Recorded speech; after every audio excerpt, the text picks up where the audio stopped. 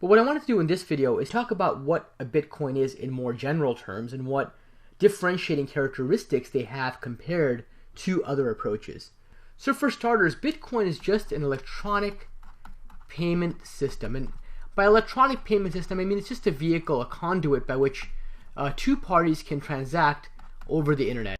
I call these parties Alice and Bob. And let's say Alice, for whatever reason, wants to give money to Bob over the internet. And this may be because she owes Bob money, or maybe Bob is a merchant and Alice is buying something from Bob, or maybe Bob is a not-for-profit and Alice is making a donation to Bob. So there could be many reasons why Alice is trying to pay Bob over the internet in some capacity.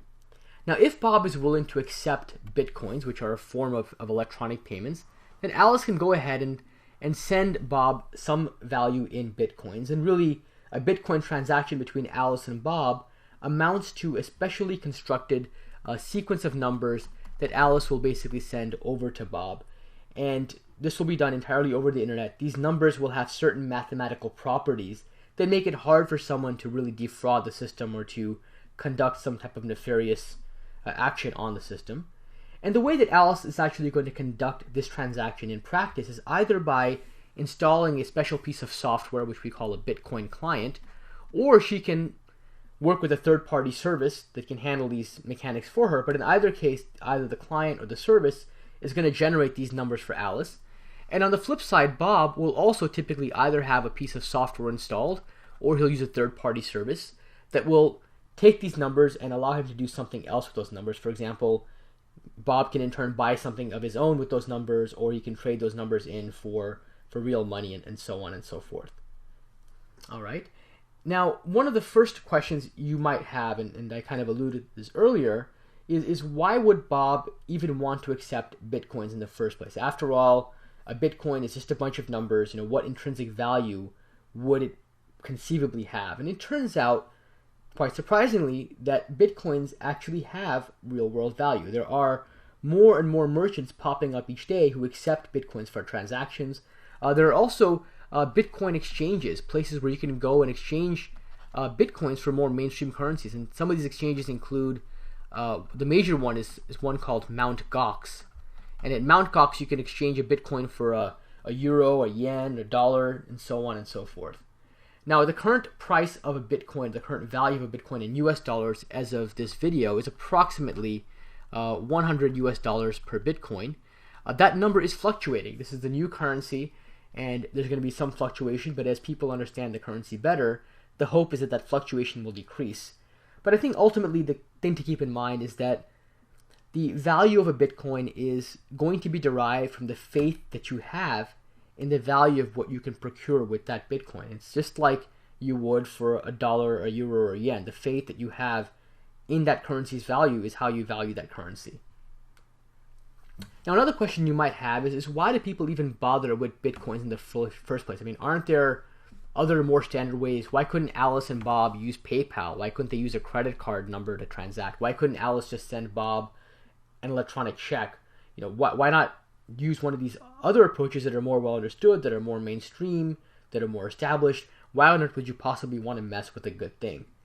So it turns out that there are a few properties of Bitcoins that are worth noting. And for starters, there's privacy.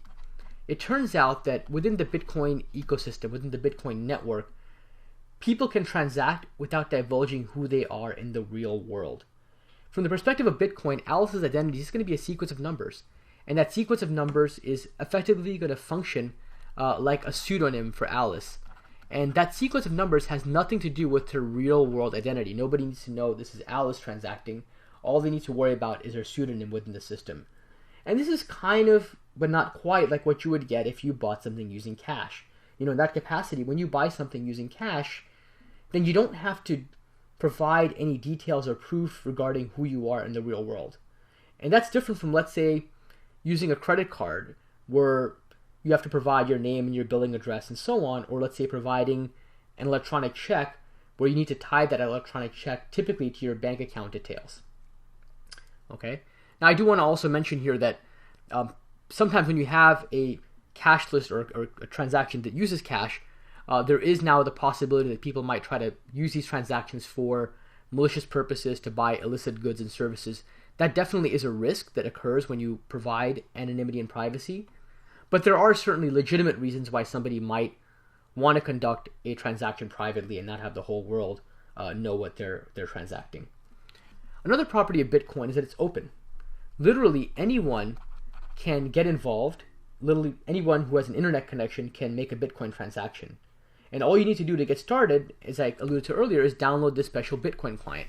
And the Bitcoin client, or for that matter, you can use a service like Mt. Gox, which will effectively do the same work as a client for you.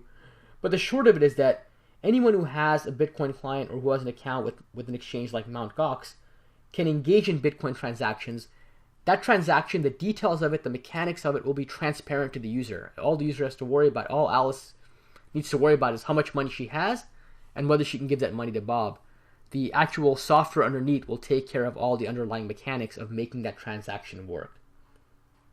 Now this is different. I mean, when you think about a traditional currency like a dollar, if I want to transact something online, typically I need a bank account, I need a credit card, and so on and so forth. Then we often take it for granted that there are people out there who may not have access to a credit card, who may not have a bank account. For example, in the United States alone, it turns out, and I just looked this up, the number of households without a bank account, I read it, is somewhere north of about 8%. So it's pretty high. There are a lot of people out there who wouldn't be able to conduct a traditional internet transaction, but who can conduct a transaction using Bitcoin. And by the way, there are people using Bitcoin all over the world. I mean, literally, it doesn't matter where you are in the world. As long as you have an internet connection, you can start transacting Bitcoins.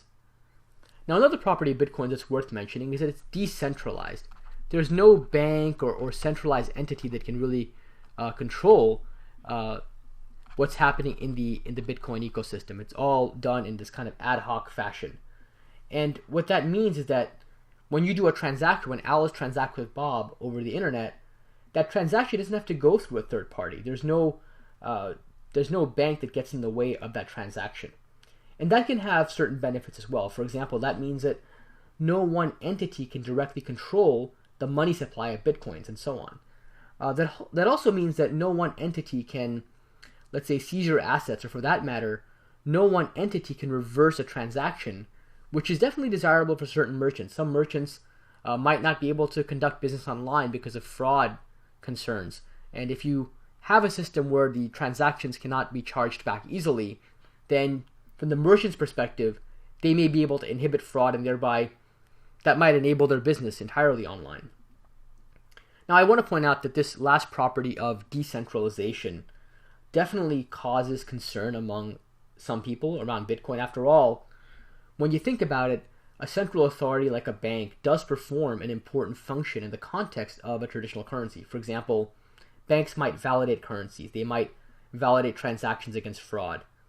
Now, in Bitcoin, this validation is basically done in a decentralized way by the other parties, the other nodes in the Bitcoin network. Now, the goal of the remaining videos in this series is to walk through the underlying mechanics of Bitcoin transactions and really how they're validated, even though the system is decentralized. And there are some pretty amazing techniques that are used to make all of this work. So I suspect that at this point you may have a ton of questions about Bitcoin, and that's entirely to be expected. Bitcoin is a very complex protocol. It has many moving parts, and I think it's critical when you're trying to understand something as complex and wrap your head around something as sophisticated as Bitcoin. It's important to get exposed to all of the parts first so that you can ultimately get a flavor for how they fit together. And hopefully the other videos in this series will help you to understand these different parts and along the way address many of the questions that you might have.